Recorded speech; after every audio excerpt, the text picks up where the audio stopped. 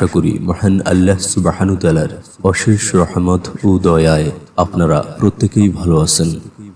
প্রিয় দর্শক, আজকে একটি খুবই গুরুত্বপূর্ণ বিষয় নিয়ে আলোচনা করব। খুব ভোরে ঘুম থেকে ওঠা সম্পদ ও জ্ঞানের পূর্বশর্ত, বলা যায় সফলতার চাবিকাঠি।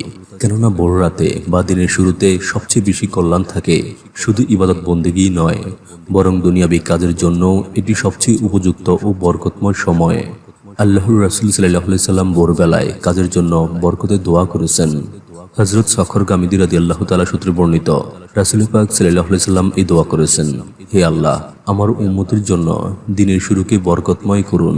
এই জন্যই রাসূলুল্লাহ সাল্লাল্লাহু আলাইহি সাল্লাম কোনো যুদ্ধ অভিযানে বাহিনী পাঠানোর সময় দিনের শুরুতেই পাঠাতেন। বর্ণনাকারী বলেন, সখর রাদিয়াল্লাহু তাআলা ও তার ব্যবসায়িক কার্যক্রম ভোরবেলায় শুরু করতেন। এতে তার ব্যবসায় অনেক উন্নতি হয় এবং তিনি সীমাহীন প্রাচুর্য লাভ করেন। আবু দাউদ শরীফ হাদিস নাম্বার 2606। তাছাড়া এই সময়টিতে বান্দার রিজিক বন্টন হয়। বান্দা যখন সকালে ঘুমিয়ে থাকে, তারা সফলতা ও রিজিকের বরকত থেকে বঞ্চিত হয়। প্রিয় নবী সাল্লাল্লাহু আলাইহি সাল্লাম ইরশাদ করেছেন, সকালবেলায় রিজিকের অন্বেষণ করো, কেননা সকালবেলায় বরকতময় ও সফলতা অর্জনের জন্য উপযুক্ত সময়। মাজমাউজ জাওয়ায়েদ হাদিস নাম্বার 6220। হযরত ফাতেমা বিনতে মুহাম্মদ সাল্লাল্লাহু আলাইহি সাল্লাম থেকে বর্ণিত, তিনি বলেন, একদা রাসূলুল্লাহ সাল্লাল্লাহু আলাইহি সাল্লাম আমার ঘরে এসে আমাকে ভোরবেলায় ঘুমন্ত অবস্থায় দেখলেন। তখন আমাকে তিনি পা দিয়ে নাড়া দিলেন এবং বললেন, মামুনি, উঠো, তোমার রবের পক্ষ থেকে রিজিক গ্রহণ করো। তুমি অলসদের অন্তর্ভুক্ত হয়েও না, কেননা আল্লাহ সুবহ সাদিক থেকে সূর্যোদয় পর্যন্ত মানুষের মধ্যে রিজিক বন্টন করে থাকেন। আত-তারগিব ওয়া আত-তারহিব হাদিস নাম্বার 2616। খুব ভোরে ঘুম থেকে ওঠা মানুষগুলো সবার থেকে আলাদা ও কর্মদক্ষ হয়ে থাকে। গবেষণায় দেখা যায়, যারা খুব ভোরে ঘুম থেকে উঠে কিংবা রাতে তাড়াতাড়ি ঘুমিয়ে সকালে উঠে যায়, অন্যদের তুলনায় তাদের আইকিউ অনেক ভালো হয়।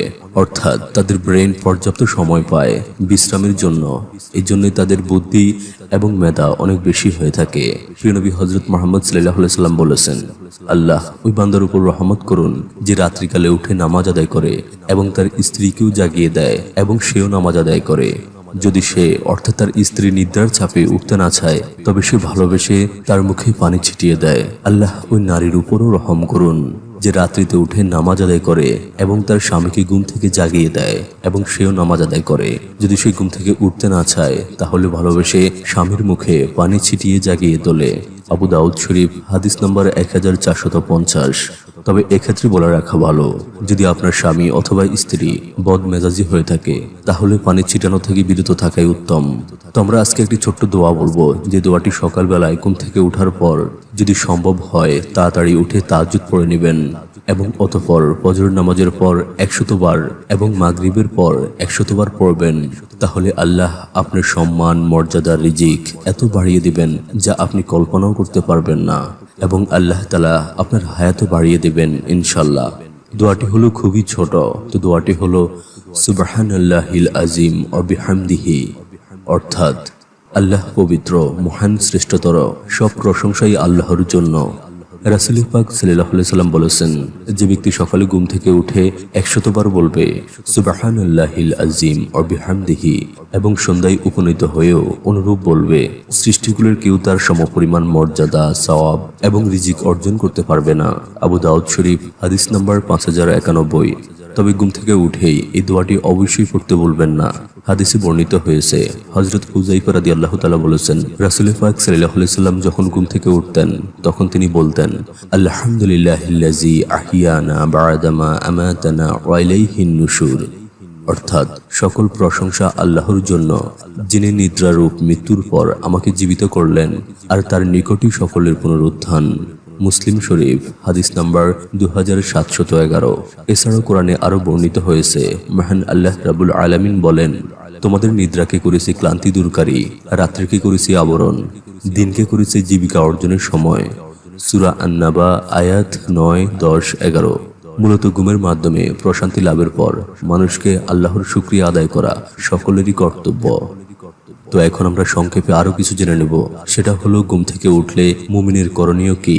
প্রথমত, ঘুম থেকে উঠে সর্বপ্রথম করণীয় হলো হাত দিয়ে চেহারা থেকে ঘুমের প্রভাব দূর করা। বুখারী শরীফ হাদিস নম্বর 183। দ্বিতীয়ত, ঘুম থেকে ওঠার পর দোয়া পড়া।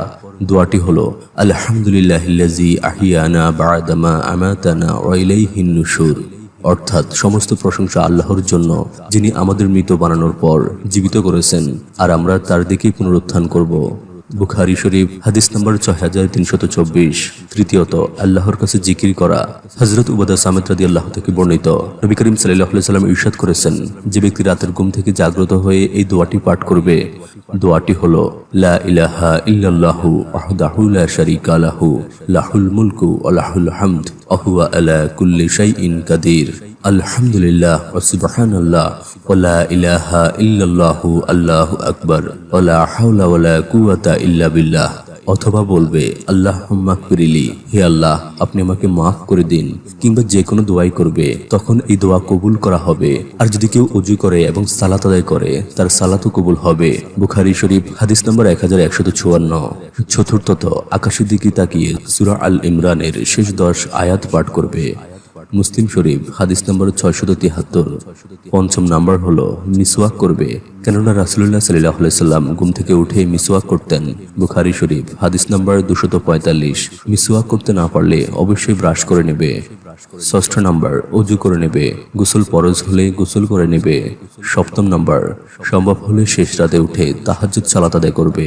তাহাজ্জুদের সালাত আদায় করলে কুপ্রবৃত্তি দমন ও শয়তানের প্ররোচনা থেকে রক্ষা পাওয়া যায়। ইরশাদ হয়েছে, অবশ্যই দলনে রাত্রিকালীন উত্থান প্রবলতর এবং বাক স্ফুরণে সঠিক, অর্থাৎ উচ্চারণ সঠিক হবে। সূরা মুজাম্মিল আয়াত 6। এবং অষ্টম নাম্বার হলো সম্ভব হলে জামাতের সঙ্গে ফজরের নামাজ আদায় করবে। মহান আল্লাহ তাআলা আমাদেরকে আমলগুলো করার তৌফিক দান করুক, আমিন। তো যারা এই প্রথমবারের মতো আমাদের ভিডিও দেখছেন, অনুগ্রহ করে আমাদের চ্যানেলটি সাবস্ক্রাইব করুন এবং পাশে থাকা নোটিফিকেশন বেলটি অন করে দিন, যাতে করে ইনশাআল্লাহ আমরা ভবিষ্যতে কোনো ভিডিও দিলে যাতে আপনি দেখতে পারেন। আর ভিডিওটি ভালো লাগলে অবশ্যই লাইক করবেন এবং বন্ধুদেরকে শেয়ার করে দিবেন, যাতে করে তারাও এই বিষয় সম্পর্কে জানতে পারে ইনশাআল্লাহ।